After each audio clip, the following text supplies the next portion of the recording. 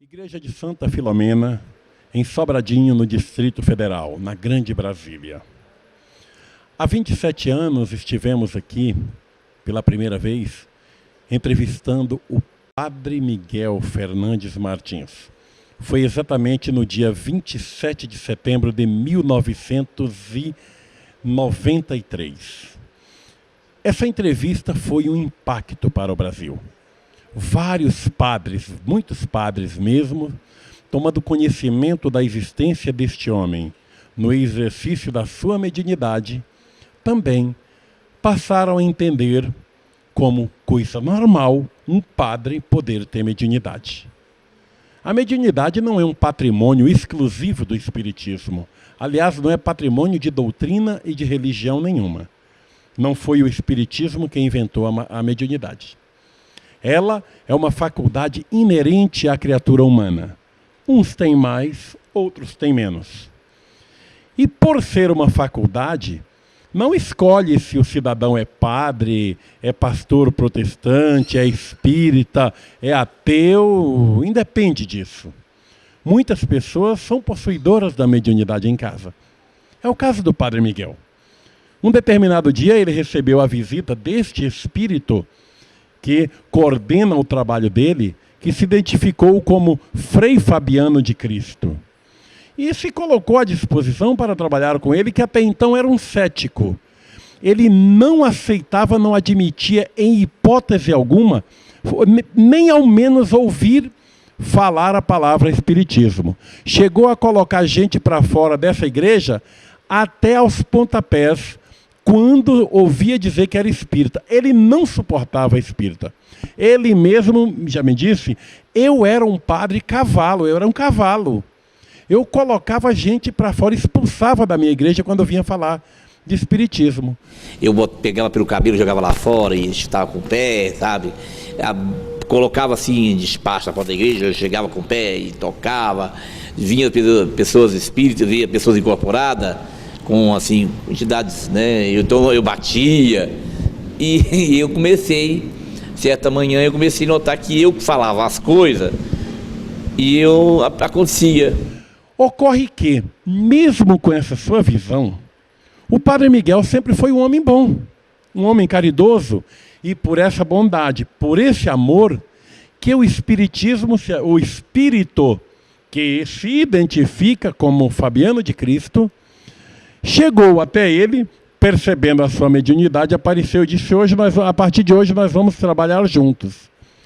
Ele quase fica doido, o Padre Miguel, ele contou para mim, quase fica maluco, foi parar no hospital de doido no Rio de Janeiro, achando que estava ficando maluco, achando que era o Satanás que estava se apossando dele. Só que o espírito, sempre sorridente, sempre alegre, disse, nada, não tem Satanás, não tem demônio nenhum aqui. Eu sou seu amigo e não vou mostrar para você que você pode fazer muita coisa boa em benefício do seu próximo. Comece a colocar a mão nas cabeças das pessoas na igreja, comece a rezar como padre mesmo e perceba depois os efeitos. Foi aí que começou toda essa coisa que acontece até hoje. E ele hoje, com muito amor, continua a receber as pessoas aqui na sua igrejinha. Hoje ele é o mesmo padre pobre que eu conheci há 17 anos atrás. Não ficou rico. Não abusou da mediunidade, da sua faculdade mediúnica. Tem um carro, sim, ganho como presente de uma das pessoas que aprenderam a gostar dele e que teve condições para isto. Mas ele disse o seguinte, eu recebi o carro, porque eu preciso me locomover para várias localidades, não apenas aqui no Distrito Federal, como em cidades vizinhas de Goiás, de Minas, e eu preciso de um meio de locomoção, porque ele tem problema de coluna sério há muito tempo. E quem levaria ele? Então, hoje ele vai no seu próprio carro. Mas este mesmo padre já recebeu propostas de gente muito rica para demolir essa igrejinha pequena e pobre, para construir uma grande igreja aqui, melhorar a casa dele, que é uma casinha pobre aqui atrás. e disse: não, eu não quero. A minha igrejinha continuará a igrejinha de sempre, pobre como sempre foi. A minha casinha está bem, tem a minha caminha, o meu colchãozinho para eu dormir, é o suficiente. Eu quero ter paz e saúde para atender as pessoas. 20 de fevereiro de 2010. Meia-noite. Meia-noite e meia, né, padre? Frei. Há 17 anos, no dia 27 de setembro de 1993, eu estive aqui nesse mesmo lugar, mostrando para o Brasil um exemplo de amor na Igreja Católica. Um homem que colocou a sua mediunidade à disposição para trabalhar pelo bem.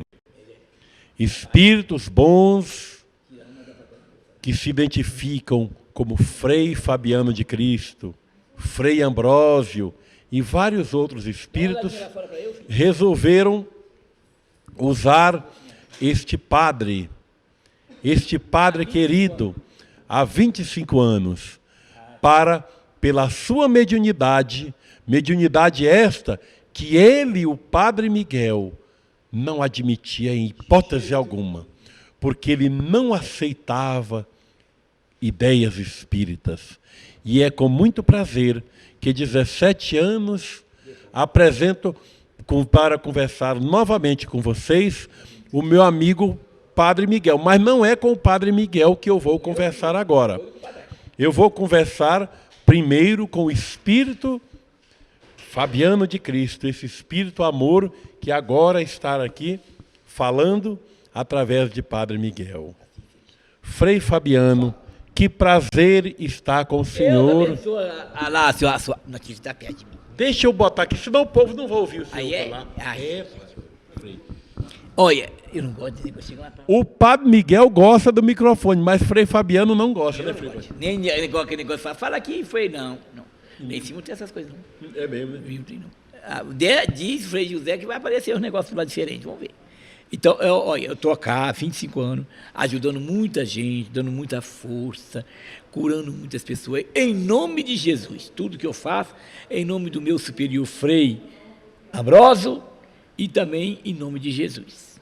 Tudo, em nome de Maria, a doce Maria de Nazaré. Mas tudo que eu faço é para o amor a eles. A cura, né? Você viu hoje do pé da mulher, né? A cura do câncer, de muita gente. E a união do casal. Eu gosto de unir os casais, viu? E das crianças que estão nascendo, eu também gosto de mandar muita criança para a Terra. Reencarnação. Lá no Mistério da Reencarnação, fala, olha, vem Frei Fabiano, pedir neném para nascer. É assim. Frei, o senhor é padre, sempre foi padre na encarnação anterior, mas na encarnação anterior o senhor teve como pai, exatamente. Eu tenho irmão leigo, que é o irmão que lava, passa, cozinha, varre, tudo assim. Eu era irmão da ordem de Francisco de Assis. Eu não era padre, porque eu era um pouco analfabeto. Eu gostava muito dos números, matemática, aritmética. Lembra da aritmética? Lembro. Então, da aritmética. Eu veio de Portugal. Eu estudei em Portugal, deixei minha família. Aí um belo dia eu vim para cá e fui ser tropeiro. Eu tinha 60 cavalos para carregar ouro, rubi, prata e cristal. Eu vendia no Rio de Janeiro. Lá um dia encontrei um índio, um caboclo índio que me acompanhava e me ensinou todo tipo de ervas. Tudo que você pensar eu aprendi. Ele foi morto à toa, mataram meu índiozinho à toa. Aí desgostei, vim um dia. Aí ia passando assim em cima de numa rua, numa estrada, lá embaixo tinha 3 frades pelados tomando banho. 3 frades. Tudo assim de roupa, de frade, né? Aí me chamava, vem cá, moço. Eu digo, já vou. Tem alguma pataca aí para ajudar o convento? Tenho. Aí deixei uma pataca lá para ajudar.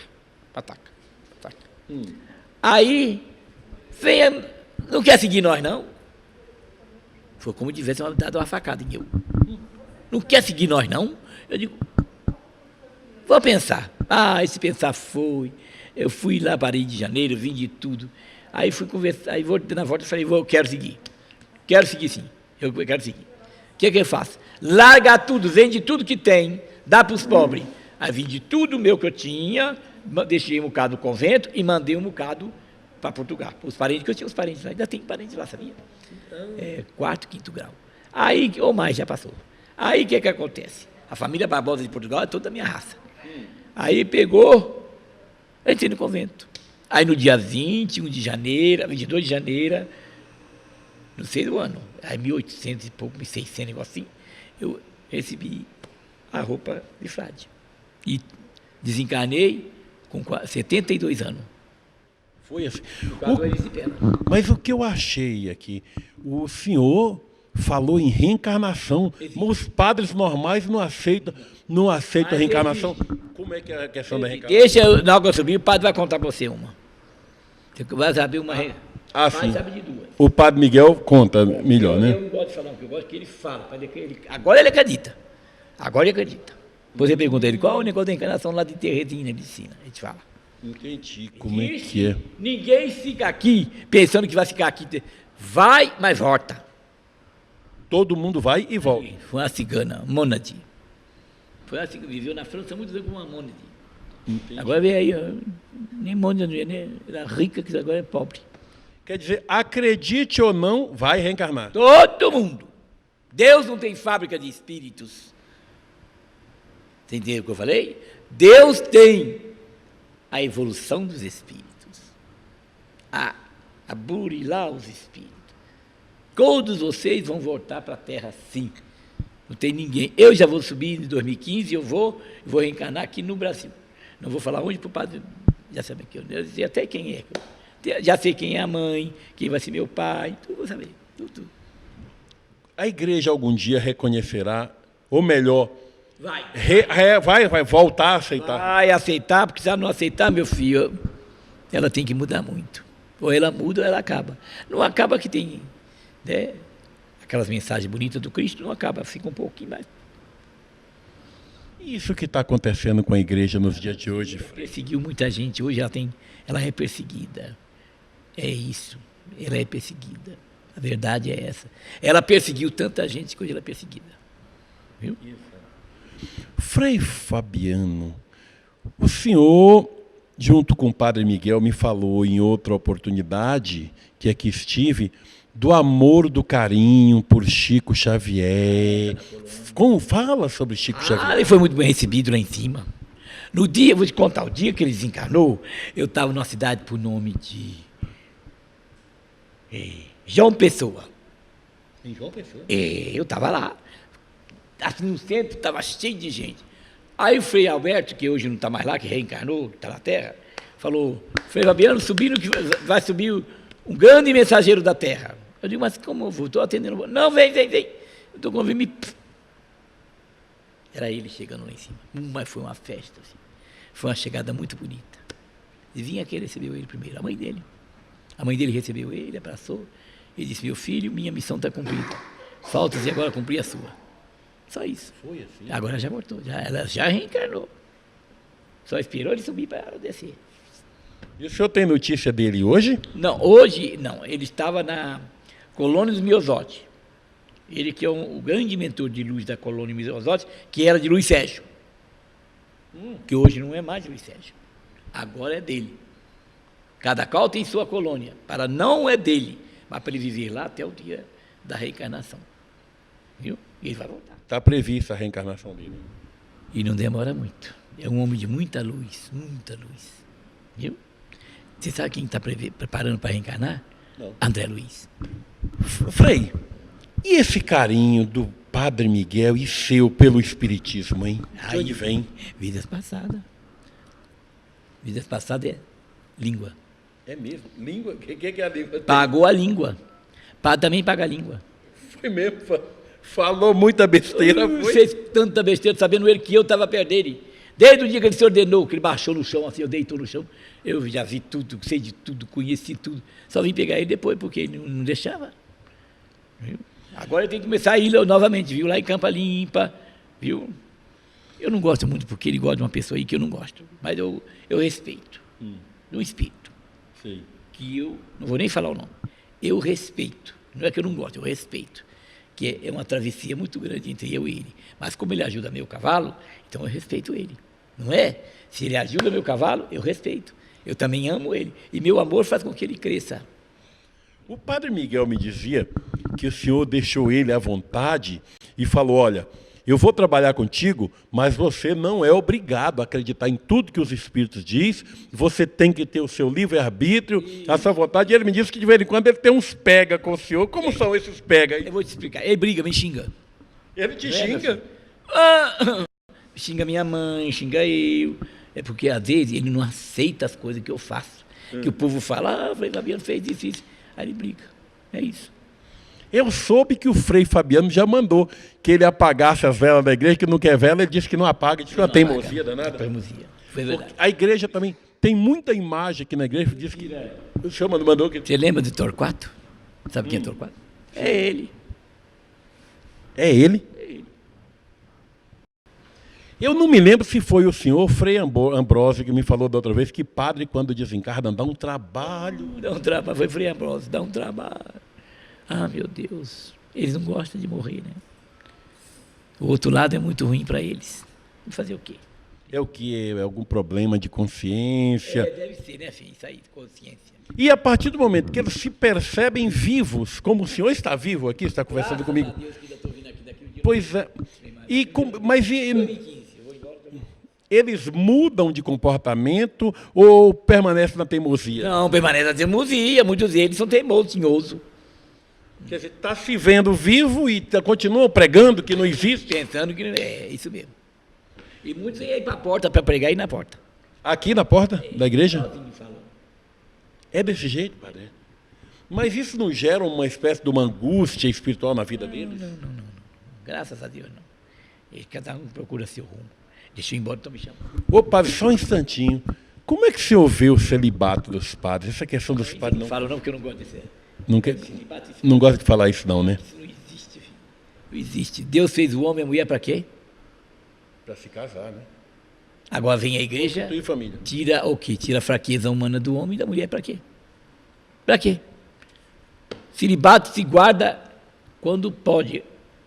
Há enenucos que nasceram enenucos. Não é? E há enenucos que não nasceram enenucos.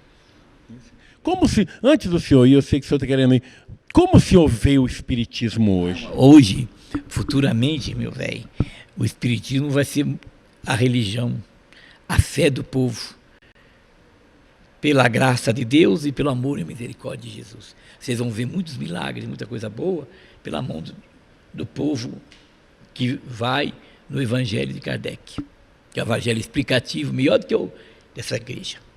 Eu não sei nem por que eu vim num padre. Que bom, Frei. Gente,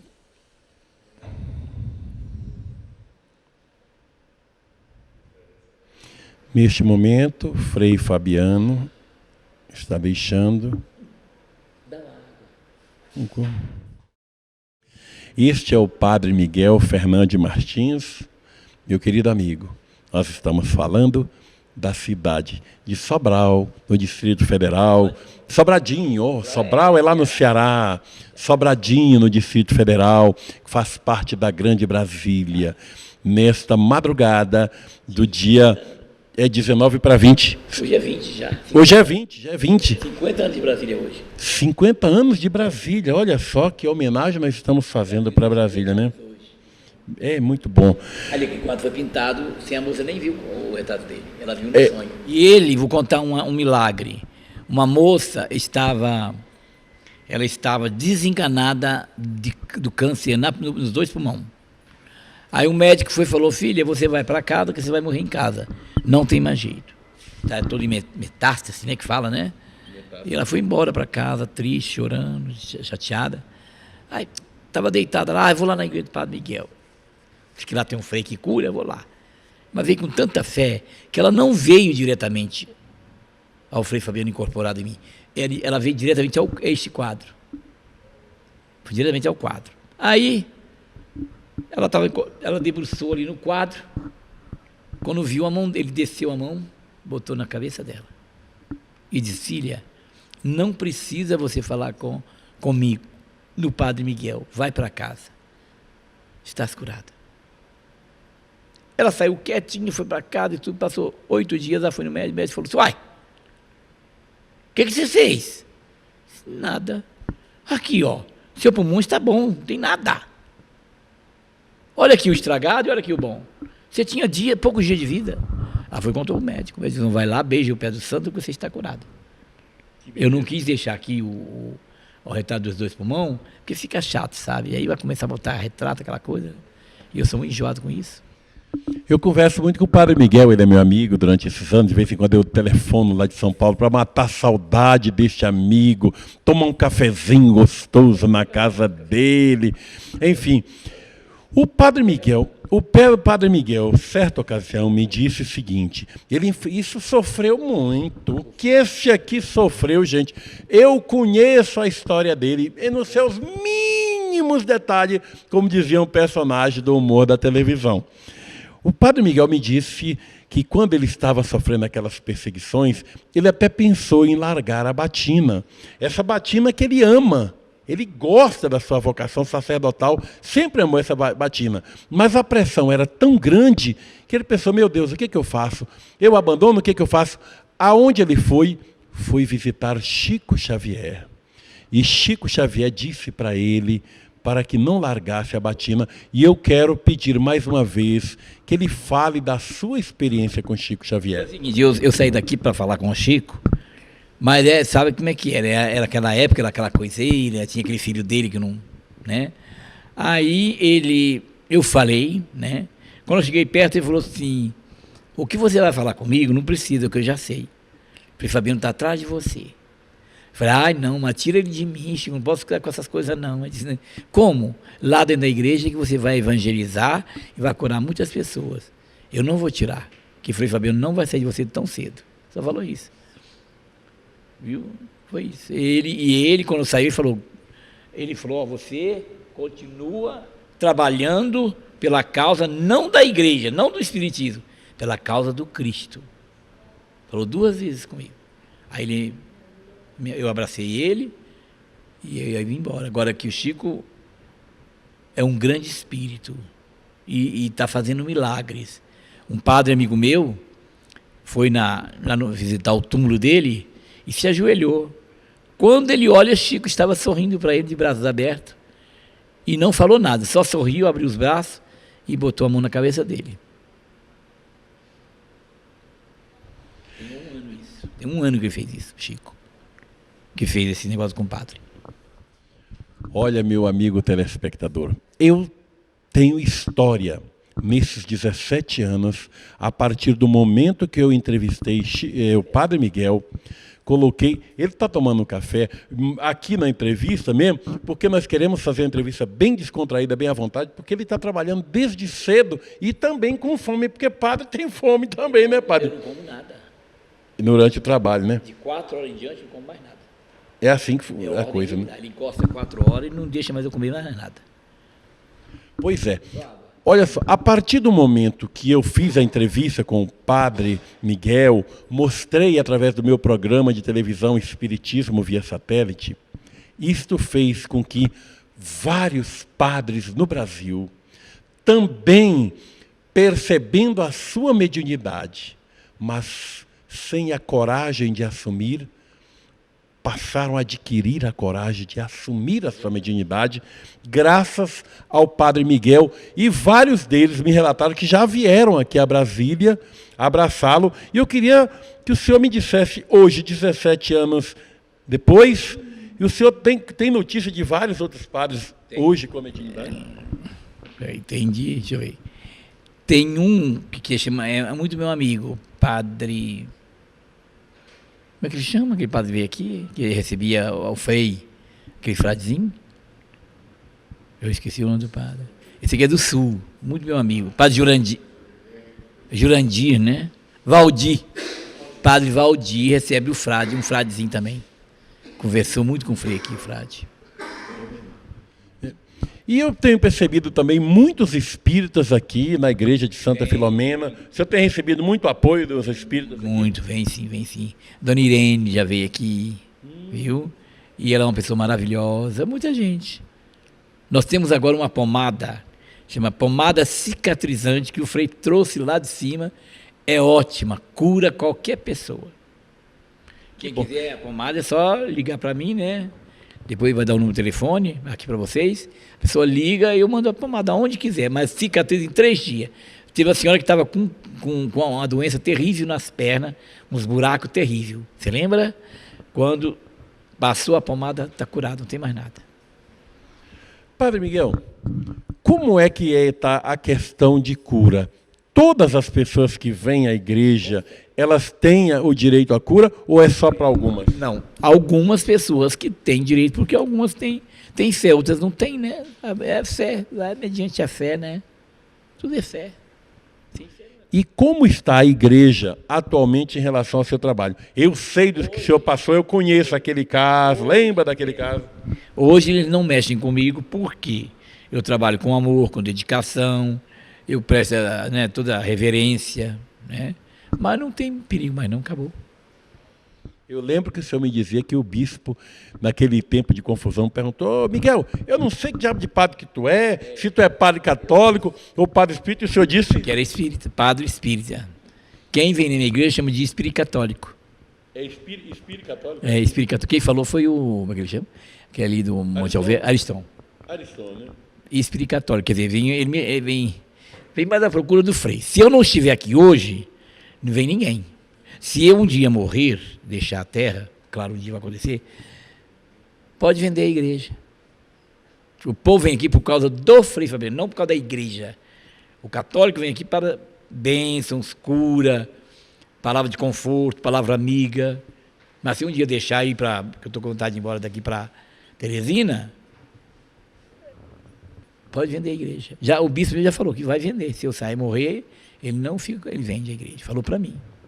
O senhor falou em Teresina, eu tenho sabido que o senhor tem ido muito a vários lugares, inclusive Teresina, muitas pessoas no ginásio. Como é que foi? Fala da A experiência. última vez que eu fui, 2 senhoras falaram, um rapaz andou, assim me contaram, que eu não vejo, né? E lá o povo é muito bom, maravilhoso.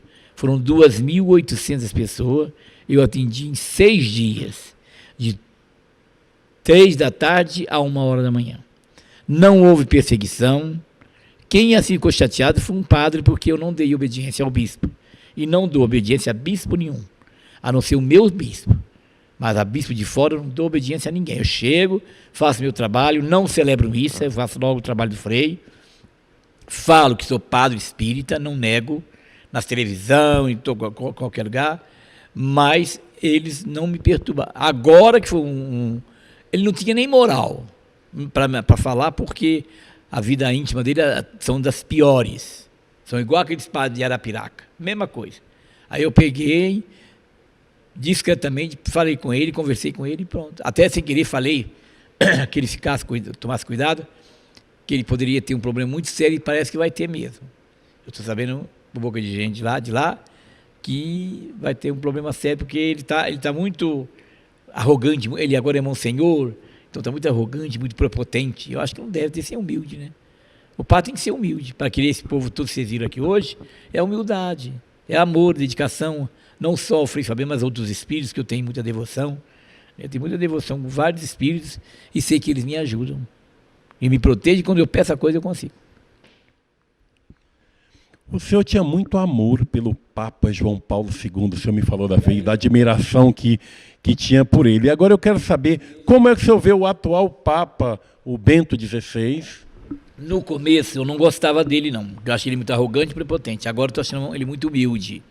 Agora estou gostando dele, porque ele está muito humilde, ele está num problema sério aí com o que está vendo aí na igreja, e está se saindo muito bem.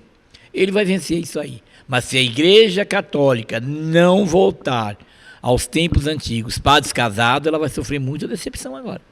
É isso que eu iria te perguntar. E sobre a questão do padre não poder casar... Sim, o padre pode casar porque não é um dogma, não é uma fé, é um dogma. Foi foi como o presidente baixa decreto, o Papa baixou um decreto. A partir de 1º de junho de 1110, os padres não podem mais casar. Foi um decreto. E esse, não, foi nem o concílio, foi não, foi o Papa mesmo. Cício terceiro. Agora, pode qualquer Papa tirar, a hora que quiser tirar. Só que não tira por causa dos bens, porque todo padre tem seus bens próprios. E se ele morrer, fica para a igreja, se ele for casado, fica para a mulher. A igreja perde os bens. Ô, Padre Miguel, será que isso tem a ver com a onda? Nós não gostaríamos de usar o nosso programa para falar deste assunto, porque queríamos que a televisão, principalmente uma televisão espírita, falasse apenas de coisas boas. Mas eu não posso mascarar algo que o telejornalismo de todo mundo está falando, que é a questão da pedofilia na igreja. Será que tem alguma coisa a ver com isso? Tem sim. Porque se a igreja não tivesse colocado celibato, os padres hoje eram casados. Todos quase são... olha, eu conheço padre que deixou a batina, amigos meus, falou, padre, eu vou deixar porque eu quero casar. Teve um padre, quer ver? Padre Moura, aqui, que era aqui da cidade de... Como chama a cidade? Sobradinho 2. Ele veio ser padre, direitinho, durante um ano. Depois de um ano, ele gostou de uma secretária dele, casou também.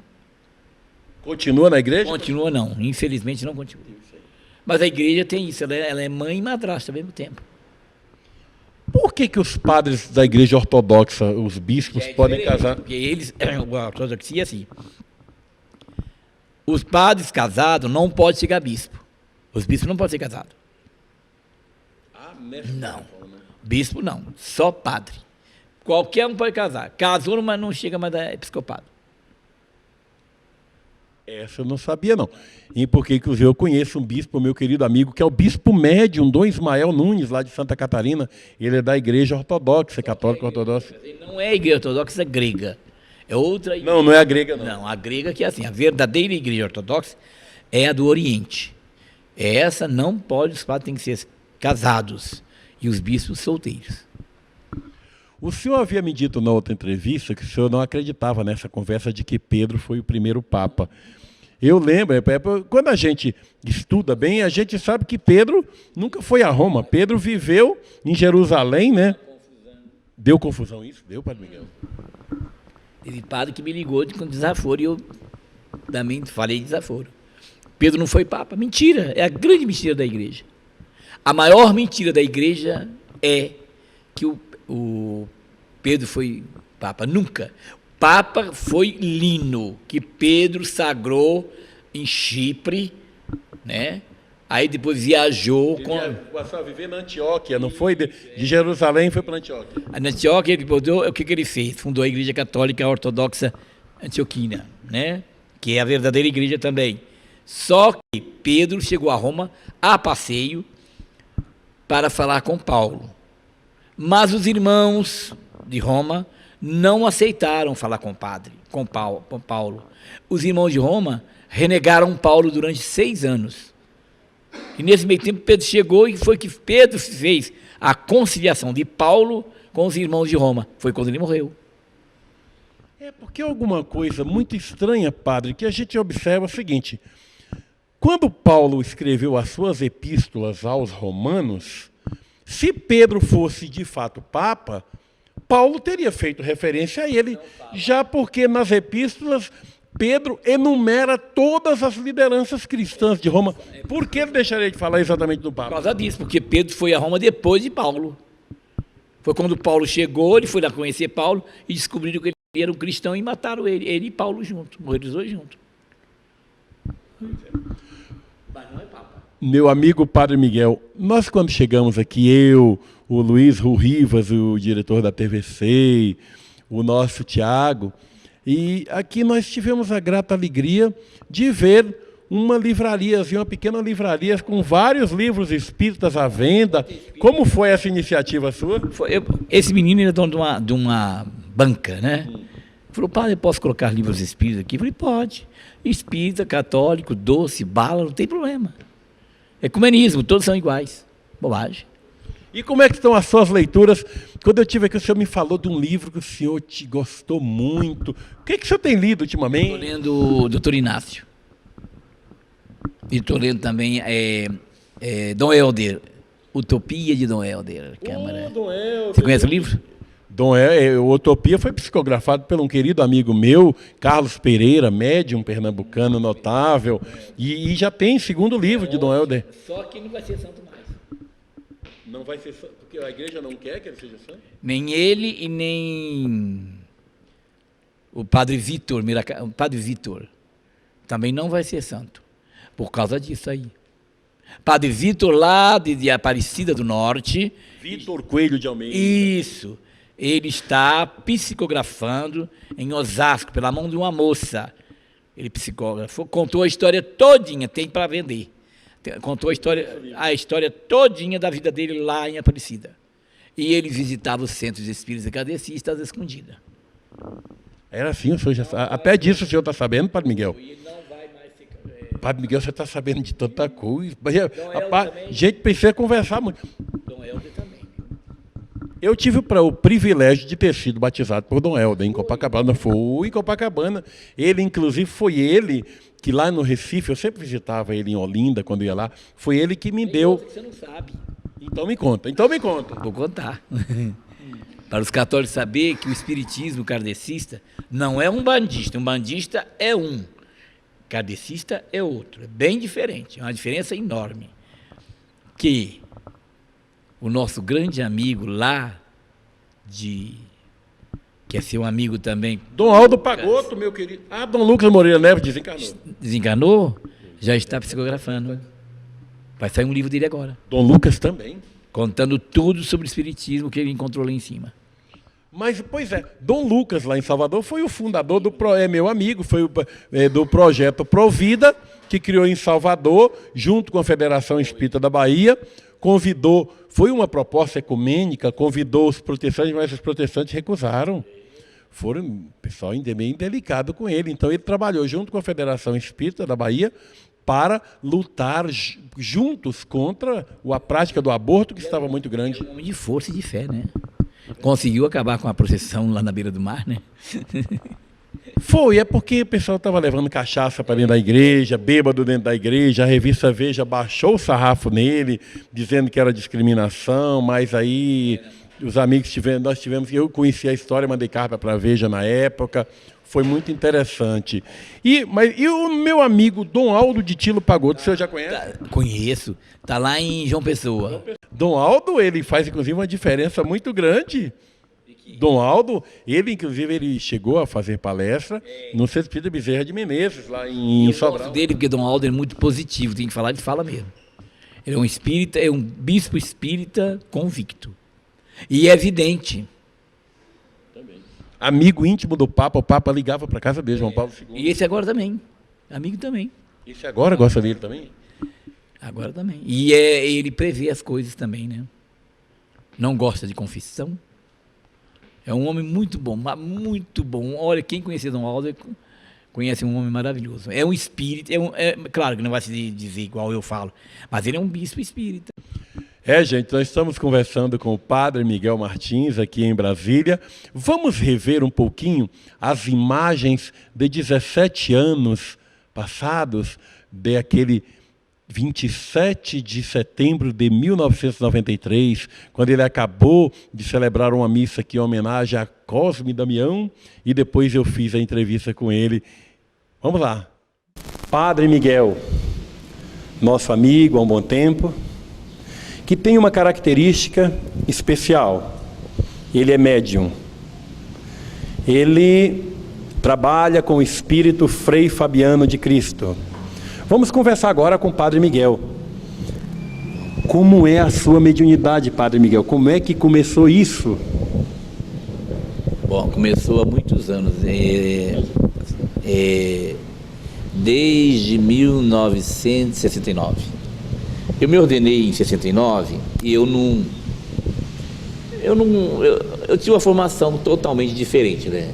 Aquela formação de não aceitar, os espíritos. Às vezes chegava uma pessoa espírita aqui, eu pegava pelo cabelo, jogava lá fora e chutava com o pé, sabe? Colocava assim despacho na porta da igreja, eu chegava com o pé e tocava.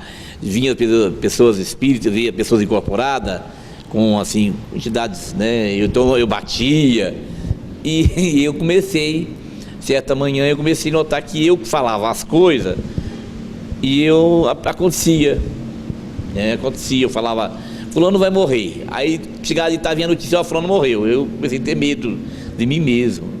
E uma das coisas que aconteceu foi um casamento, que o casal vai marcar casamento, e eu disse que não casava o casal, quer dizer, uma coisa que eu tenho que fazer é casar todo mundo, né? Mas eu falei que não casava porque eles não iam viver. 15 dias depois que eu marquei o casamento, a noiva se suicidou. Quando ela chegou aqui, o casal chegou aqui, eu vi uma corda na mão dela. E cochichava comigo, falava, ó, faça isso, eu fazia. Dentro do ônibus, eu peguei um ônibus, tem um ônibus que chama de executivo aqui, e eu fui de batina, eu andava muito de batina na época. Eu entrei na roleta, tudo bem. Na hora de sair, o motorista falou, ué, cadê o outro padre? Eu digo, você está doido, tem padre nenhum comigo, só tenho sozinho. Não, então o padre mais alto que você é forte, com a batina assim, e tá aqui, não tá, olha para eu tô sozinho, homem. Esse homem nunca mais eu vi, nunca mais deixou eu entrar no ônibus dele. Viu as imagens? O padre Miguel estava mais novo e eu também. 17, eu tô velho, nós estamos velhos, né, padre Miguel? Eu estou com 67. 67 anos de idade e continua no trabalho. Isso não é muito desgastante, não, padre? É porque às vezes eu tenho muito medo, sabe? Porque eu tive infarto, estou diabético, né? Ontem me passei muito mal, acho que foi pressão, queda de pressão, mas graças a Deus correu tudo bem, tudo bem.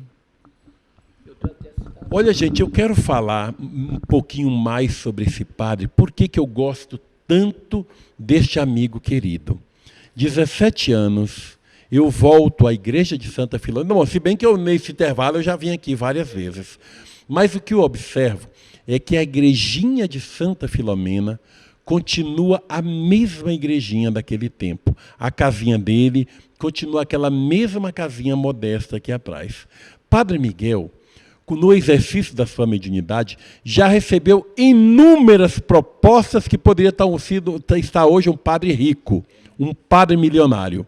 Eu fui informado que até um homem com muito dinheiro propôs para ele derrubar tudo isso aqui, construir uma mega igreja. Ele falou, não, eu quero a minha igrejinha pequena do jeito que está. E eu quero perguntar para ele, como é que fica a relação entre o servir e o se servir da fé, porque tem gente que se serve da fé. Como é que é isso, padre? Não, eu acho que não deve, nada ser cobrado, né? Vou a Teresina não é cobrado, vem aqui não é cobrado, lá no Rio não foi cobrado, na Bahia não foi cobrado, lá em João Pessoa não foi cobrado, Natal não foi cobrado, tudo assim. E o povo ajudar as pessoas ajudam. Naturalmente a igreja tem as suas ofertas normais, que é tradicional, que é para manter a igreja, não é verdade? Eu quero pedir aqui, que se os espíritas querem, o católico tem uma TV, os evangélicos têm até TV demais, por que os espíritas kardecistas não podem ter uma TV? Ajudar uma TV com carnê. Você vê, a Canção Nova, ela apura por mês, mês passado, ela apurou 284 milhões para pagar todos os seus funcionários, para andar em dia com todo o Brasil. Por que os espíritos não podem fazer a mesma coisa? A comunhão, ajudar as várias comunhões em todo o Brasil, vários centros espíritas, por que não ajudar também a ter a sua TV, a sua rádio? A rádio tem, mas tem que ter a TV, para mostrar aquilo que os espíritas são, não mostrar aquela coisa que a Igreja Católica fala, a Igreja Católica sempre pintou os espíritos como demônio, sempre, mas não é isso que a Igreja Católica pinta. Hoje ela está pagando o que ela fez com os espíritas, o que ela fez com os evangélicos, que ela entrou na minha cidade. Os evangélicos eram hereges e eram apedrejados. Hoje ela está sendo apedrejada. Porque ela perseguiu a lei do retorno. Né? Então por que os espíritas não se unem? Porque eu acho que isso é uma vergonha. Né? Não se unem, todos se unindo. Até alguns padres espíritas já falaram isso comigo. Vamos ajudar com R$10, com R$15, R$20. Olha, a Canção Nova começou a mesma coisa que vocês. Hoje está sendo uma potência, está tendo na Itália, está tendo na França, está tendo em Portugal, está tendo na Alemanha. Por quê? Todos ajudam. Ela arrecada de doação por mês 200 milhões. Mês passado foi 280 milhões. dado pelo povo. Eles ficam um dia todo angariando fundos donativos para pagar os seus funcionários. Faça a mesma coisa com essa aqui. Ajudem. Não custa nada ajudar aquilo que é seu. Porque a TV é dos espíritas, não é dos católicos. Mas se o católico quiser ajudar, ajude também. O evangélico quer ajudar, ajude, porque a ajuda sempre será bem-vinda, seja de que religião for. O dinheiro não tem cor, o dinheiro não tem fé, o dinheiro não tem nada. O dinheiro tem ajuda, donativo, ajudando vocês vão ter uma TV para vocês, que é uma vergonha vocês vão ter. A católica, vocês sabem, tem a Canção Nova, tem a Século XXI, a Rede Vida para mim não presta. Rede Aparecida. O senhor não gosta da Rede Vida? Não, a Rede Vida ela é muito mais coisas, sabe, de interesse próprio. Já a canção, eu adoro a Canção Nova. E a Rede Aparecida, que é mais ótima, a Rede Aparecida é.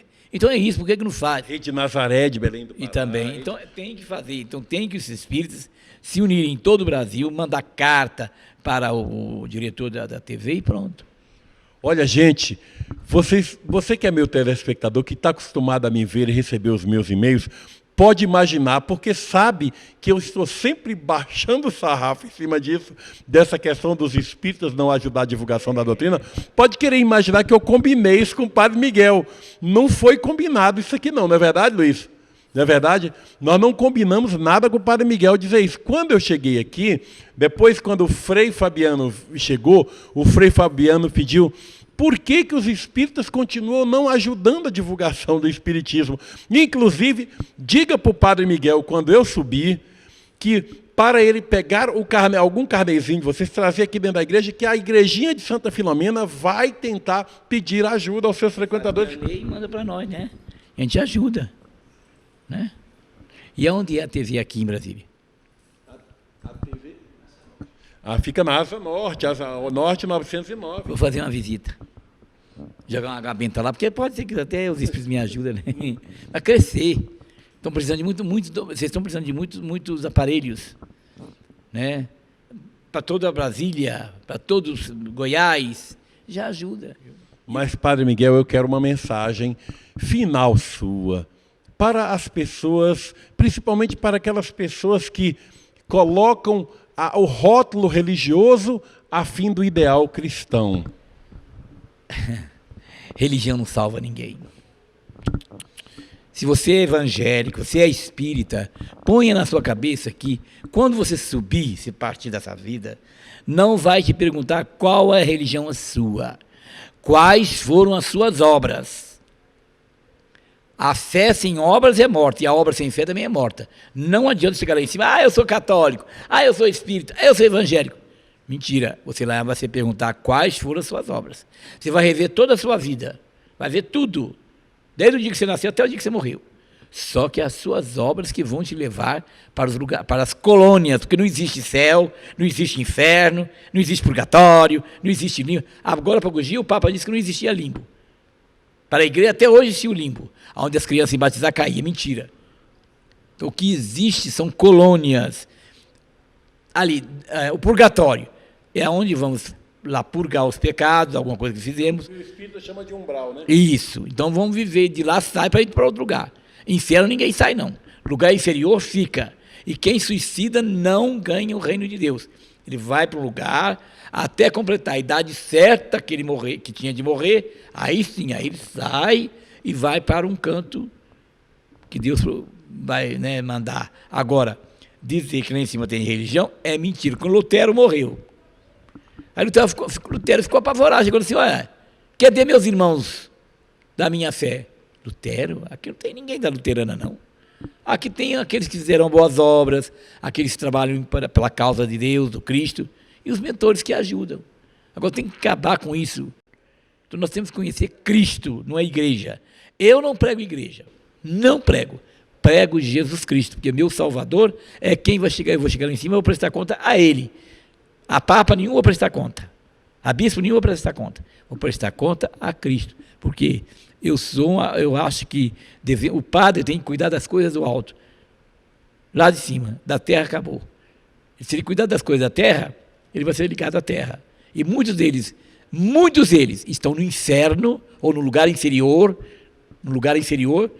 sofrendo muita coisa, porque eles erraram muito. Levou muita gente para as colônias do mundo maior, um lugar maravilhoso, mas eles mesmos caíram nas colônias inferiores. Muitos padres.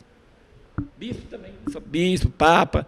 Eu tenho uma história de um papa que foi para o lugar inferior, sofreu a sequência. Eu não lembro o nome dele agora. Formoso, Papa Formoso. O Formoso tem vários deles, né? Formoso foi Formoso. Existe sim. A igreja diz que não existe. Existiu sim. Papa Formoso existiu sim. Este é o padre Miguel Fernandes Martins. Muito obrigado, padre, pelo seu carinho. Deus abençoe a todos. Quando vier a minha igreja, aqui na quadra 13. Quadra 13, ao lado da rodoviária tem uma estátua do Padre Cícero. Brevemente vai ter um sino enorme, né? O sino chega essa semana. Então, quem vê, aí está escrito Padre Miguel, vou modificar um pouco a igreja. Tá? Então, eu espero que todos venham com amor, com vontade de curar. Viu? Tá bom? Obrigado. Ele é um membro da Igreja Católica, Apostólica, Ortodoxa do Brasil. É um bispo, Dom Ismael Nunes. Dom Ismael, os dons espirituais de um homem dependem de rotulação religiosa? Em absoluto. Você pode ter o dom desde o nascimento ou adquirido, tanto num barraco, debaixo de uma ponte ou num palácio, ou dentro de uma igreja ou fora dela. Não importa. A sensibilidade espiritualista do ser humano está no compromisso deste dom que você recebe. Nós nascemos para quê? Para burilar, para polir o espírito, porque ele não morre. O que o senhor tem a dizer, estes inúmeros padres que estão dispostos a servir, a impor as mãos, as suas mãos às pessoas, a transmitir o dom maravilhoso da cura que Deus lhes deu? Essa pergunta é importante, porque viajando ao mundo afora, pude observar em diversos pontos que tem padres católicos, apostólicos, tanto romanos como ortodoxos, que fazem imposição de mão. A de mão procede de uma maneira maravilhosa. Naturalmente, certas alas filosóficas dentro do próprio clero, que me perdoem, aceitam, outras não. Mas eu vou lhe dizer uma coisa que vai lhe surpreender, meu irmão e meus irmãos. Papa João Paulo II, quando bispo, ele foi procurar um sensitivo padre que fazia cura, e nesse momento o padre disse: você vai ser papa. Engraçado. O cardeal Carol Wojtyla foi? Você veja, ele quando bispo, ele foi num padre para fazer isso. Então o que acontece? Hoje ele é o papa. Qual é a resposta disso? A resposta é que todos têm a liberdade e o espaço de cada ser humano a ser cumprido aqui na Terra, não importa a filosofia. Que me permita, tem papas e papas, foram muitos. Um que eu quero mencionar, Papa João XXIII, que foi uma coisa notável, magnífica. Mas nós fomos informados que o senhor, às vezes, detecta o que são os espíritos que avisam o senhor. Como é isso? Como é esse processo? Como é que funciona? Realmente este é um problema do dom, que eu tenho a facultativa de dar o conhecimento à pessoa através da aura e através da irologia, através da língua, através desta aura do corpo, onde tem uns pontos escuros, eu observo onde está o problema. Por exemplo... Então o senhor tem dois dons, é o dom do bispo e o dom espiritual. Dom espiritual. Eu posso detectar agora para você que você está com problema do miocárdio, você está com problema circulatório, você está com pressão alterada, você está com um problema desta ordem, problema, digamos, uma pequena encefaleia. A encefaleia é provocada pelo estômago do gastro e devido, lógico, ao estresse. Esse estresse te levou a essa consequência. Ponto. Agora, tem outros problemas ainda. Ontem, inclusive, Que eu pode fui ser parar no diferente. hospital lá em Campinas. Eu participei de um evento, eu fui cair no hospital. Eu senti mal, eu realmente estou com problema de Eu pressão convido, alta. então, se você quiser fazer uma psicocirurgia, já que vai dar um relatório médico, faça a psicocirurgia e depois vai verificar a diferença após a psicocirurgia, que você vai comprovar o dom da espiritualidade. É por isso que... Como é que é? Eu posso fazer uma psicocirurgia? Mas Isso. quando isso? Agora, já, pode ser? Agora aqui no programa? Pode ser. Ai, meu Deus do céu, isso é uma coisa maravilhosa. Mas eu quero perguntar, Dom Ismael, as curas dos espíritos pelo seu intermédio cortam alguém? Não, isso... Usam bisturi? Usa o bisturi, que é o laser. A laser, aqui está o cósmico, no centro tem Deus. Essa energia vai passar para o seu corpo e vai formar uma incisão interna normal. Mas não corta ninguém não com corta sangue ninguém saindo, com não. nada. Isso não existe devido ao HIV e outras coisas, mais outras doenças. Mas Por favor, vamos deitar, você, por O gentileza. paletó, posso tirar? Pode tirar o paletó bem devagarinho. Como eu havia dito, o seu problema está nesta parte do miocárdio e uma encefaleia. E aqui também está com problema. Aqui tem um problema. Verdade, eu tenho problema Esse sério. problema aqui não está bem. Ai. Agora é só encostar. Veja, só encostando. Olha a incisão. Ai. Olha a incisão. Olha a incisão. Mas eu. Viu? É a laser. Pode pedir para o médico que ele vê o corte aqui interno, não externo. Já foi? Já foi. Você queria rápido? Mas Né? já foi? Já foi. É. E aí explica, e já houve então uma ação. A ovação você vai sentir a reação durante 3 dias. Você tem uma série de coisas e recomendações que eu vou fazer, que é que nem uma cirurgia terrena. Mas já que o nosso entrevistado hoje é Dom Ismael Nunes, eu quero perguntar a ele que orientação ele tem a dar acerca das doenças incuráveis, como o HIV, que é a preocupação de tanta gente, de tantas famílias. O que o senhor diz a respeito disso? Olha, eu posso dizer, meu irmão e meus telespectadores, que vocês devem conhecer, desde a época que foi anunciado este vírus detectado por Luco Montagnan. Nesta ocasião, logo em seguida, 1 ano, 2 anos depois, após isto, ele esteve lá em Florianópolis. Eu tive a oportunidade de psicografar, se esse é o termo que eu gostaria, em homeopatia, um antídoto. E esse antídoto ele foi levado para a França, foi levado para a Alemanha, para a Espanha, estudado, e depois se tornou uma espécie de coquetel alopata, que está sendo ministrado grande parte com este objetivo. E tem curado, não digo curado, tem minimizado o problema dos portadores de HIV. Tem uma onda que você viu, eu digo, eu vi pela clarabóia de luz que tinha em cima. Mas você não subiu lá? Ah, mas eu vi, eu fui lá e vi. Então eu fiz um transporte de criança. E isso foi o começo. Aí eles achavam que eu tinha alguma coisa, fui para médico, eu fui para diversas pesquisas científicas. No fim, era a espiritualidade que estava aflorando desde criança. Então, desde aí, eu fui tratado de uma forma especial. E quando, com 12 anos, uma ocasião, eu estava numa reunião kardecista, eles disseram, mas mestre, como é que nós temos que proceder agora? Aí eu estava semiconsciente, e quando eu fiquei consciente, eu fugi. Depois eu comecei a ver. Mas, Dom Ismael, tradicionalmente, muitos segmentos da Igreja Católica não aceitam esse tipo de coisa.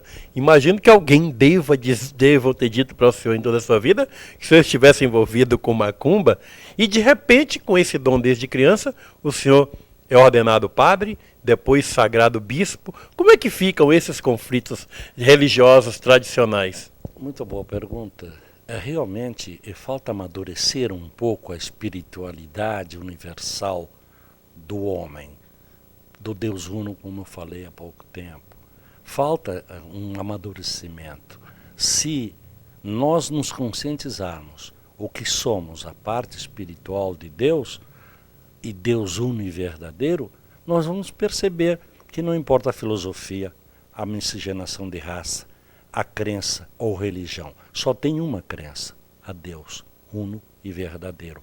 Isso, quer queira, quer não queira, nós vamos chegando aos poucos lá, porque só através do caminho da união, todas as filosofias, que podemos chegar a um denominador comum. E esse denominador comum, nós falamos há pouco tempo sobre o Papa, ele quer isto. E dentro do kardecismo eu li Kardec, eu li 150 livros, e nesses eu não encontrei ainda uma coisa que divirja do Evangelho. É apenas segundo Romano, segundo protestante Martinho Lutero, segundo kardecista, e assim por diante. E tem religiões, pessoas que colocam filosofias religiosas, elas se incharam por aí, mas tem que ter base evangélica. Não mostrar muitas vezes numa televisão teatro de fazer curas, teatro de fazer imposições, teatros de multidões de gente. Não é por aí. O importante é ter base cristã, filosofia do Evangelho. O senhor afirmou que o senhor leu, inclusive, as obras básicas do Espiritismo, inclusive o Livro dos Espíritos e o Evangelho segundo o Espiritismo. O senhor viu algum ponto no Evangelho?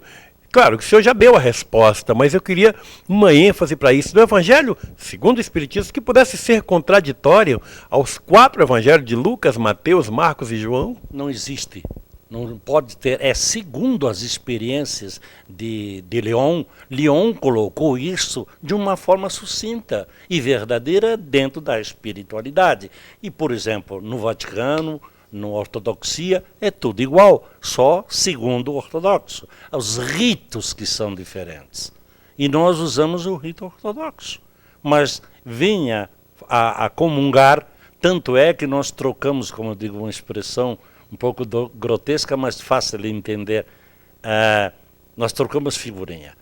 O Papa João Paulo II colocou, inclusive no João 23, colocou o credo bizantino que o ortodoxo, por conseguinte, é o que usava. Ele está usando agora, o católico apostólico romano usa. E nós então rezamos, celebramos a missa romana, em troca, digamos, de uma comunhão entre as religiões. E aí é o princípio da comunhão e da união de todas as filosofias. Quem sabe, um dia chegaremos lá, com menos briga, com menos ódio, um só rebanho, um só pastor. Quem sabe? Não existe o Satanás. O Satanás, de acordo com o bem e o mal que foi criado dentro de filosofias, se criou uma palavra desta ordem, com um anjo belo e formoso, que contradiz das boas filosofias desde o princípio do mundo. Não existe nada que supere o bem, nada, porque nós estamos aqui pelo espírito do bem, apenas lapidar o espírito. Vemos lapidar, porque não precisaríamos então vir aqui se tivesse invocado espírito malignos, espíritos que não são de Deus, que nem gosto de dizer a palavra, que não fica bem, está usando a palavra de espíritos ao contrário de Deus. Não fica bem.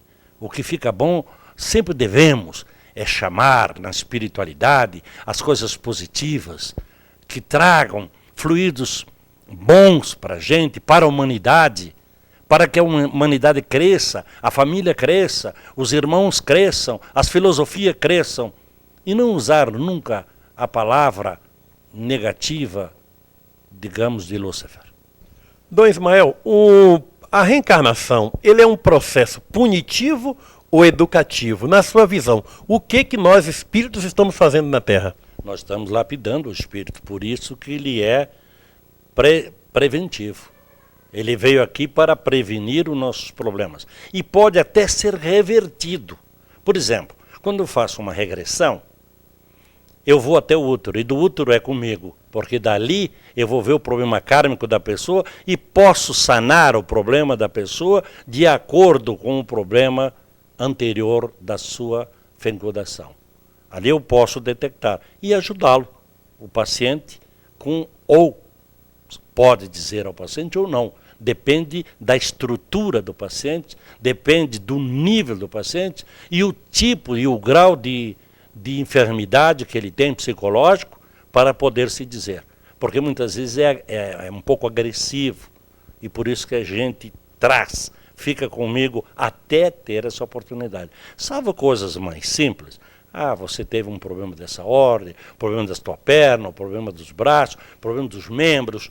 Agora, quando é um problema psicológico, é um problema psíquico e até mesmo grave, como o caso que muita gente tem epilepsia, e tem uma epilepsia e diz que está recebendo espírito, outros têm um problema mental e diz que é a parte espiritual, a gente tem que ter muito cuidado quando chegar com essas pessoas, porque recebe, e outros fazem fantasia para aparecer ao mundo espiritualista, até charlatanismo e uma porção de coisa. Tem padres aí que eu conheço, que está na televisão, que faz desmascarar mesmo muitos, que faz ilusionismo e diz que nasce flor dali ou coisa parecida.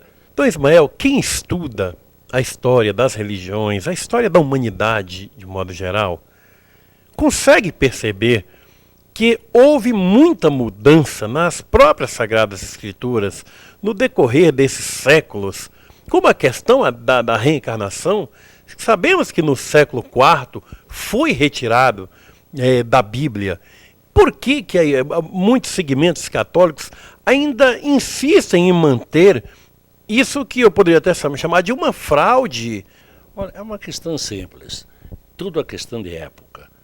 Por exemplo, quando eu disse agora há pouco, quando o Nero pôs fogo por uma vaidade tocando uma lira, outros por vaidades também resolveram dizer que são melhor do que alguém. Então, na religião, em qualquer outra coisa, no serviço, numa empresa, em qualquer setor, tem as vaidades. E essas vaidades ferem o ser humano, fere a si e fere aos irmãos. E houve época de certas ignorâncias que queriam colocar ou tirar alguma coisa na Bíblia, porque existiam muitas fraudes na realidade. Então, houve interesse apenas de época, assim como houve interesse da Inquisição. Há muitos erros nas traduções da Bíblia para o português, inclusive com colocações de palavras em algumas Bíblias que não existe, não consta no original hebraico. Como o senhor vê isso, essa questão, e qual é a melhor Bíblia? Na realidade, eu sou sincero dizer, como sensitivo, nenhuma é traduzida ao original. Nenhuma. Todas elas são traduzidas de acordo com os conhecimentos da época do ser humano. E foi se evoluindo, aperfeiçoando, e outras traduções de acordo com os interesses das pessoas ou das filosofias. Eu, quando estive em Brasília, com uma ocasião, que vou lá diversas vezes, e uma delas foi interessante. E eu pedi que descesse até onde está um manto sagrado. Eu coloquei a mão em cima, me arrepiou, fiquei feliz. Eu digo, mas aqui não está o manto. Daí eles disseram, por que você disse que não? Porque eu sou sensitivo, ele não está. Dizer, você tem razão. Se tivesse um manto aqui, poderia o destruir. Mas nem isso mesmo estava lá. Estava só uma cópia. Depois fui chamado em diversos lugares para saber onde é que estavam as ogivas de países aí que estavam em guerra. Eu digo, está aqui. Estava lá. Depois me chamaram que morreu uma semana uma moça lá em Florianópolis. E não achavam onde é que estava. Me trouxeram um mapa, digo, mergulha que está aqui. Estava enroscado nas pedras. Estava lá. Isso é sensibilidade. Isto é fé. Isto é a verdadeira fé de conduzir a parte cósmica e pedir ao Pai Celestial que nos ajude.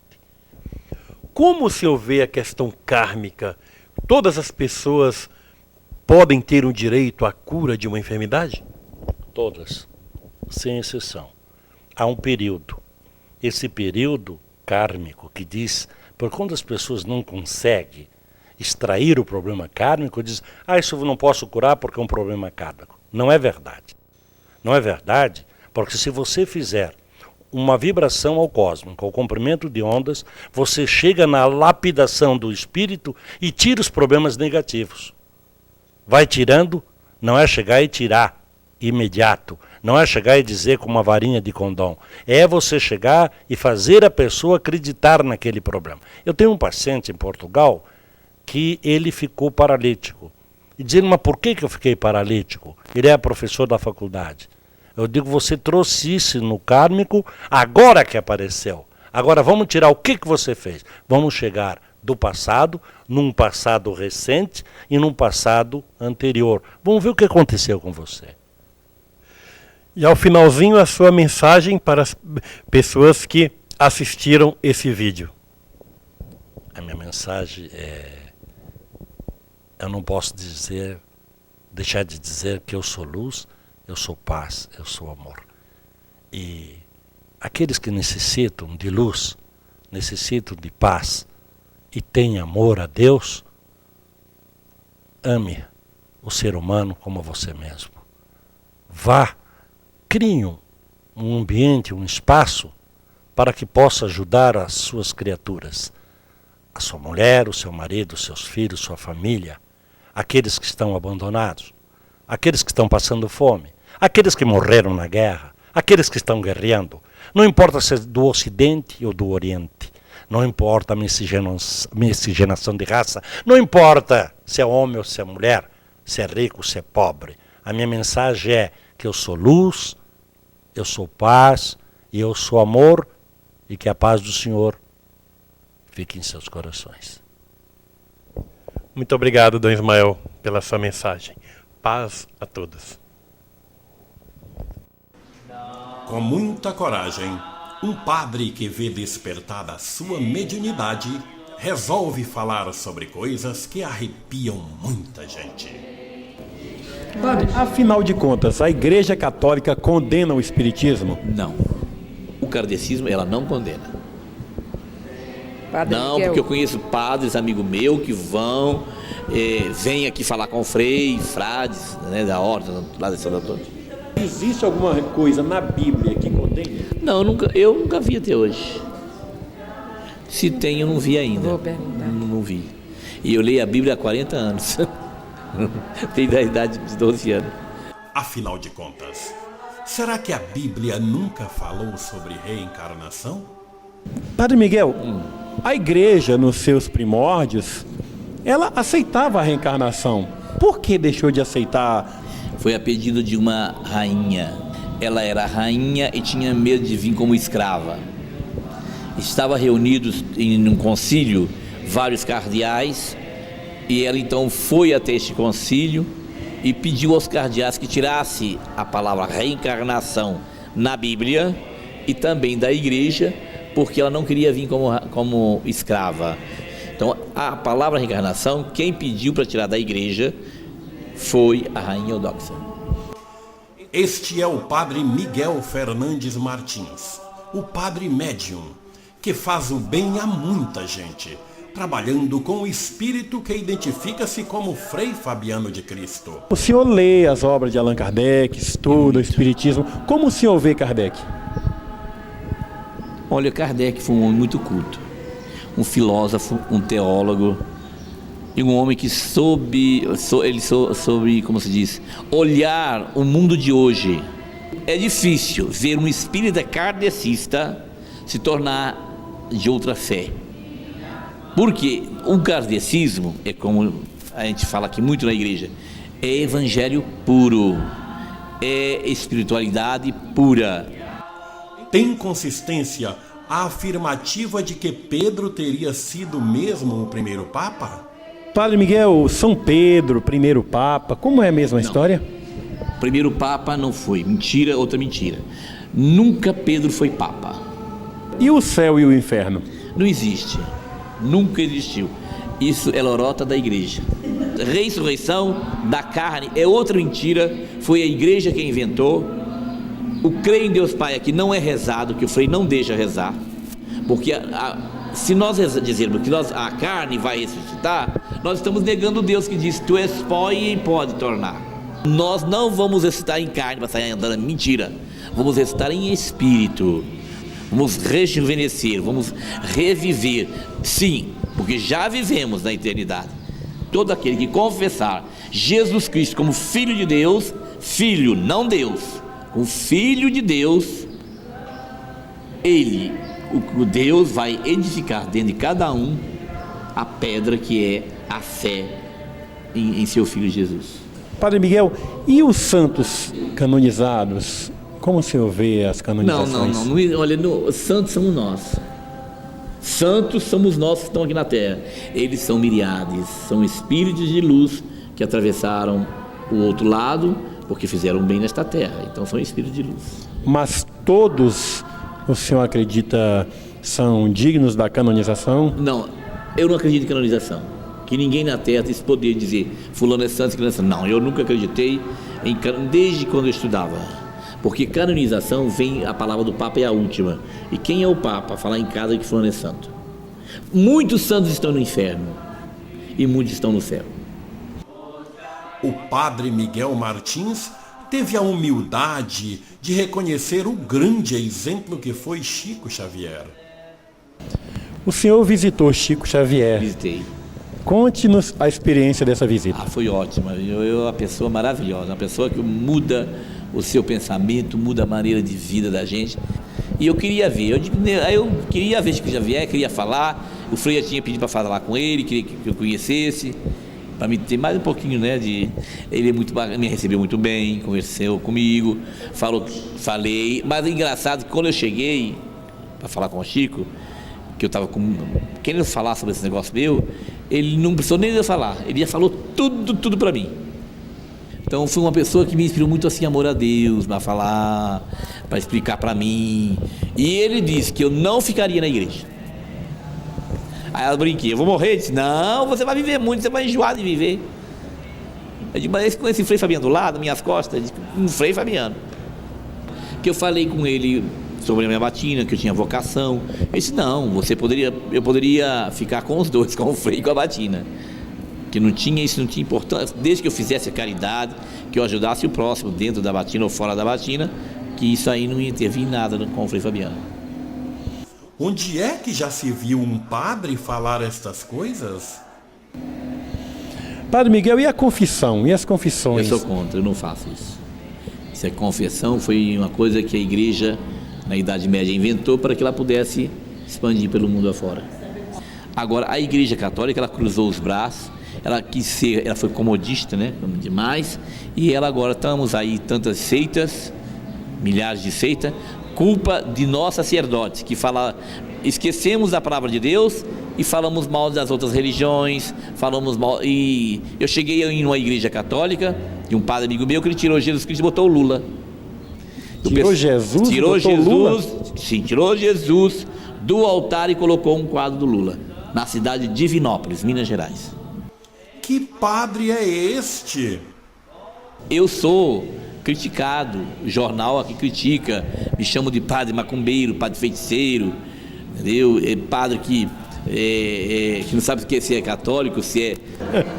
O bispo perguntou: você é padre? Que tipo? Olha, eu digo: eu sou padre espírita, porque eu tenho sofrido muita perseguição. Padres, amigo meu mesmo, diz: eu não vou entrar na igreja não, eu não sei que igreja quero, se é igreja espírita, que igreja quero. Eu digo: minha igreja é espiritualista. Aqui, qualquer pessoa com qualquer doença, qualquer fé, preto, branco, aquela porta ali nunca vai fechar para ninguém. Não tenha vergonha de dizer que é espírita. Eu conheço tanto espírita que tem vergonha de dizer que é espírita. Ele fala que é católico para falar que é espírita. Não, mas eu me pergunto, padre, você... Não, eu sou padre e espiritualista. E digo, eu sou padre espírita, porque para que eu ter vergonha? Adquira a fita de vídeo ou DVD, contendo a entrevista completa com o padre Miguel Fernandes Martins, o Padre Médium, ligando para 13 3273 9625 ou enviando e-mail para tv@redivisão.net ou visite o nosso site www.redivisão.net. O Frei falou já. Lá em cima não tem religião. Não adianta eu chegar e dizer, eu sou padre da Igreja Católica. Mentira. Eu lá vou ser julgado como homem e as caridades que eu fiz. Não adianta eu dizer que eu vou ser julgado como padre da Igreja. Pastor, não. Ninguém. Lá em cima não tem religião.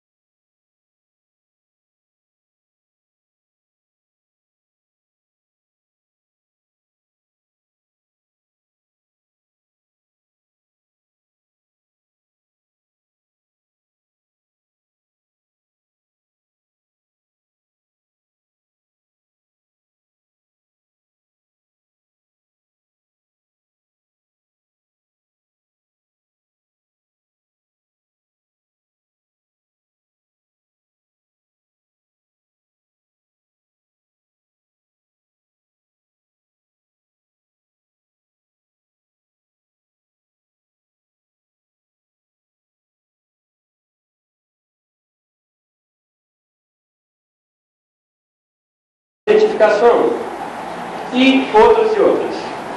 Furtos, defesa pessoal, porte de armas, essa coisa toda.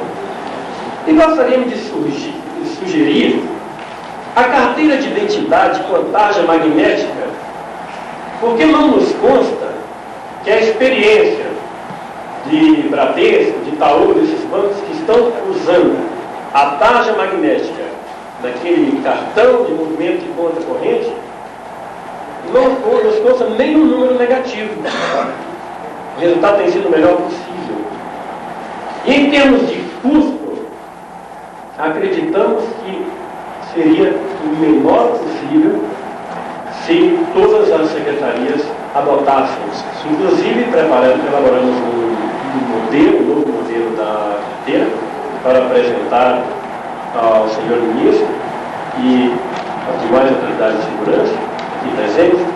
Essa carteira resolveria muitos problemas. Para começar, ela não pode ser falsificada. O número de gráficas existentes é muito grande para se falsificar uma carteira comum, mas a carteira da tarja magnética não. Há 10 dias atrás eu estive em Manaus, fui sacar o dinheiro, uma ordem de pagamento que era emitida de Belém, esperei 45 minutos na agência. Indaguei o gerente, por que tanta demora? Na era da eletrônica, ele falou, não, é porque o valor é muito grande e a incidência de documentos falsificados também é muito grande. E o senhor vai ter paciência, mas já que o senhor não tem outros documentos, você teria que andar com o tipo de eleitor, todos os documentos, nós vamos ter que consultar Belém e tal, e isso foram 45 minutos. E ele tem razão. Se existisse a carteira com a tarja magnética, o próprio sistema, a própria leitora magnética do banco, onde lê o seu cartão, ela teria condições de ver se confere aquele número com aquela impressão digital, inclusive, porque já é conhecida a impressão digital eletrônica, assim como retrato falado, uma série de coisas, e teria mais segurança. Os bancos teriam mais segurança, consequentemente, o trabalho das seguradoras e aí um monte de outras aplicações. Então fica registrado isso aí. Com respeito ao número de policiais, no Pará, por exemplo, o número é totalmente aquém das necessidades de um Estado de tão grandes extensões territoriais. Nós temos verificado que policiais do Detran, as centenas proliferam o comércio de Belém, por exemplo, sem nenhuma utilidade, mas sem nenhuma mesmo, não é força de expressão. Uma das ruas de Belém, onde estão situados os bancos, a maioria, nós chegamos a constatar a presença de 89 soldados de braços cruzados, com instrução apenas para montar carros e mais nada. Por que então não há um intercâmbio para que esses soldados, esses policiais do Detran, além da sua atividade fim, que é policiar o trânsito, também não policiem os bancos? Por que também não estejam armados? Seria polícia civil, polícia militar, polícia civil e policial do Detran também, devidamente treinado para essa finalidade. Por que não? Não sei até que ponto que seria válido isso aí. Outro problema também, o senhor ministro Brassar abordou ainda há pouco aí, há estados que têm a secretário de Polícia Civil e secretário de Polícia Militar, como é o exemplo do Rio de Janeiro, né?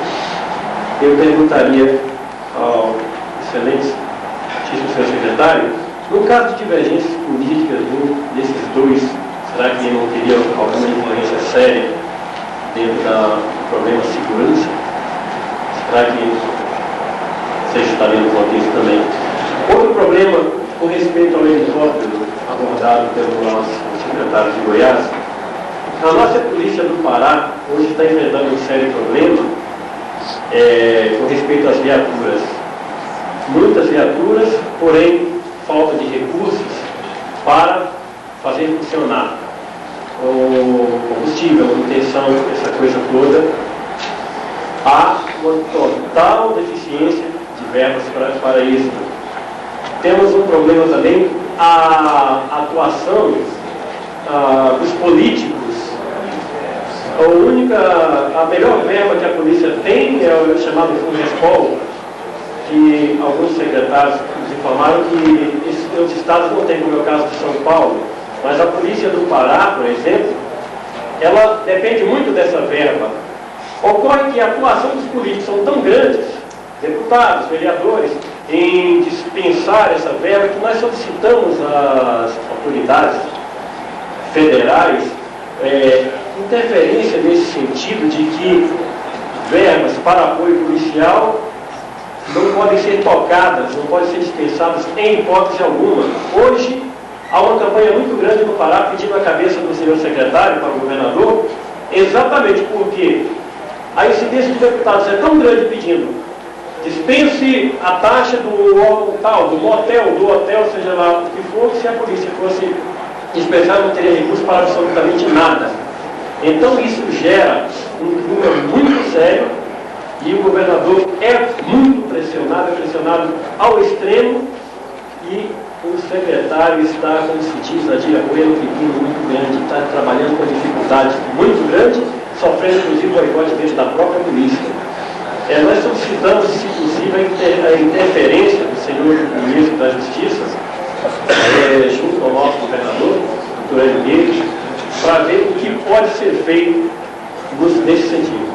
Repetindo, a expor e pedir o maior intercâmbio da Secretaria dos outros Estados com respeito ao computador, que nós temos boas informações, tanto para dar como para receber também. Gostaríamos de intercambiar para aprender o máximo que for possível. Muito obrigado. Eu passo a palavra ao secretário do Amazonas, deputado Raimundo Donato.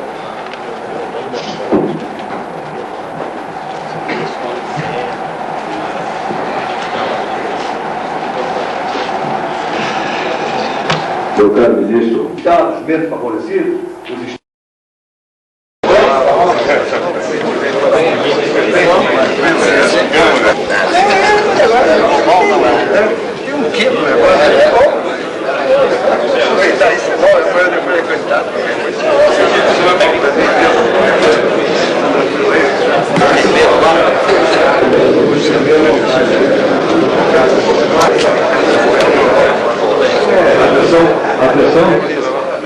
Atenção.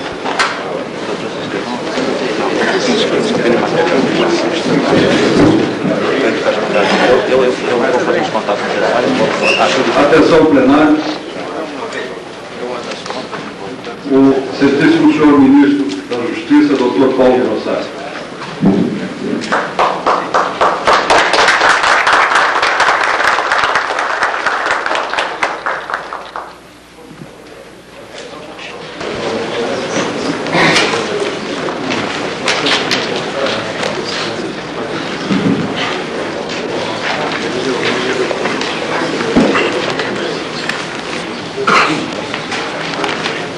Eu tenho prazer de declarar aberto este encontro nacional do secretário de Segurança Pública. E tem também a presença, e terá seguramente uma colaboração importante, de representantes da Federação Nacional de Bancos e Seguros, de representantes clínicos, bancários e financeiros,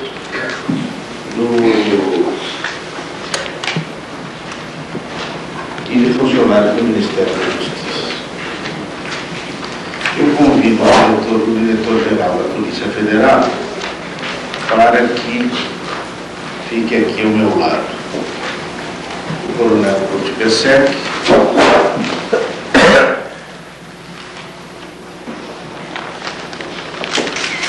vou convidar o secretário de Segurança do Estado de São Paulo para também participar da mesa, representando simbolicamente todos os secretários, mas a mesa é menor do secretário presente.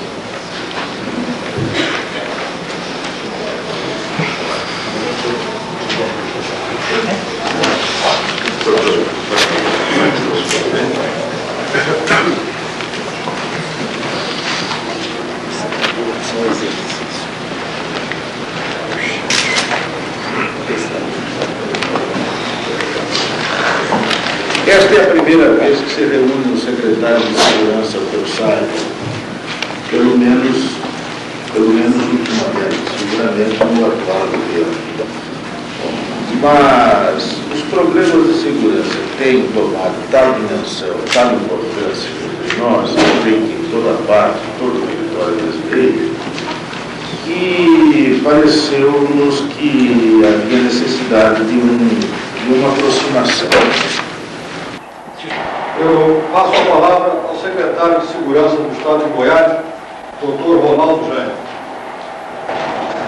Senhor Ministro, Paulo Brazar, diretor-geral da Polícia Federal, Coronel Tuma, doutor Silvio Lima, secretário-geral do Ministério, doutor Cúdio Besek, coordenador do Mundial contra a Violência, senhores secretários. Com a palavra, secretário. Excelentíssimo senhor Ministro da Justiça, excelentíssimos senhores secretários e os demais presentes. Não funciona. O que funciona é a polícia se fazer preventiva e, se puder, repressiva, porque judiciária só com os dados na mão. Hoje nós trouxemos um delegado para tomar a dependência do cidadão que cometeu um assalto lá em Redenção e se encontra preso aqui em Brasília, para poder concluir o inquérito. Mas para melhor expor a nossa situação, os nossos planos e até mesmo nos dar o nosso know-how, nós trouxemos o nosso analista, que tem algumas intenções em implantar, como ele está implantando o nosso sistema e começou a dar certo, por outros lados de segurança. Eu gostaria que fosse dado 10 minutos para ele expor a proposição dele e que de muito vai nos servir. E muito obrigado, era só isso que eu tinha a dizer. Muito obrigado, secretário.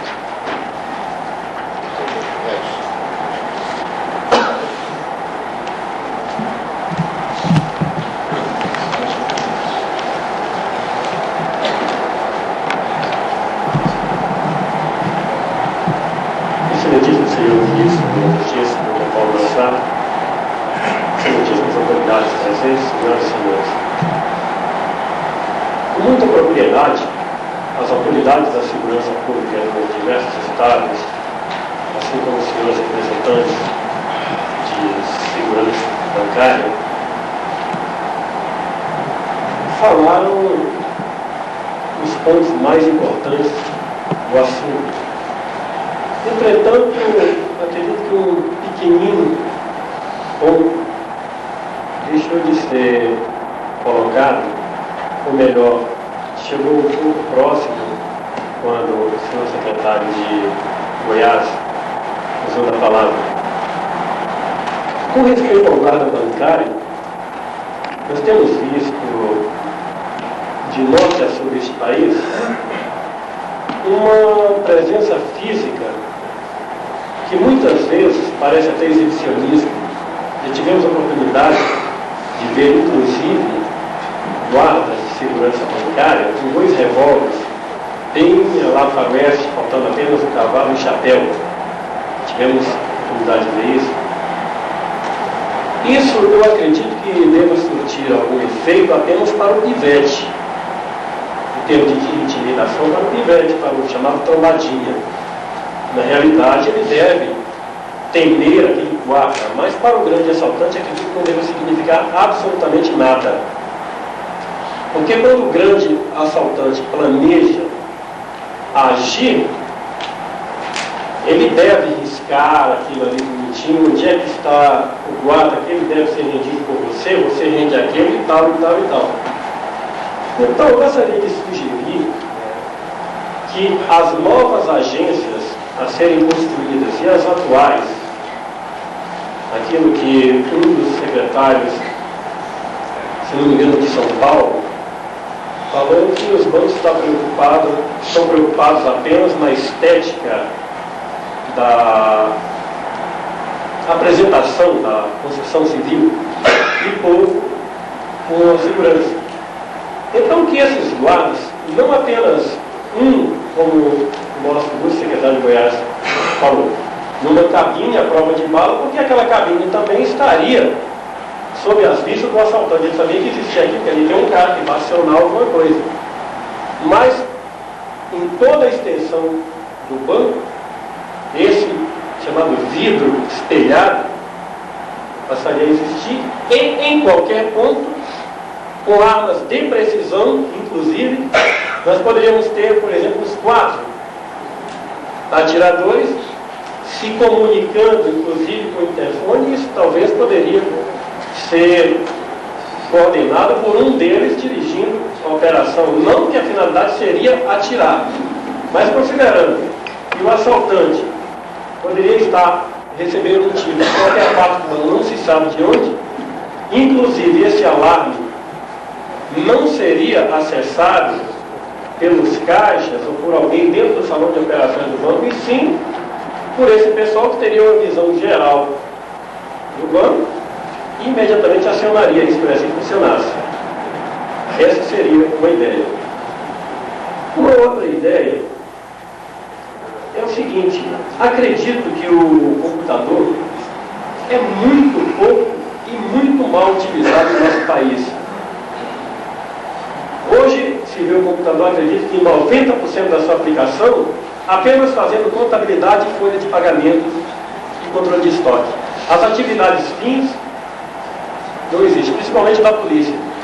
A informação que temos é que apenas 4 estados neste país estão utilizando o computador na sua atividade fim, isto é, algumas atividades fim policial. Então, nós resolvemos entrar nesta área de desenvolvimento de software para atender a área dos carros roubados, a criminal, a identificação e outras. Furtos, defesa pessoal.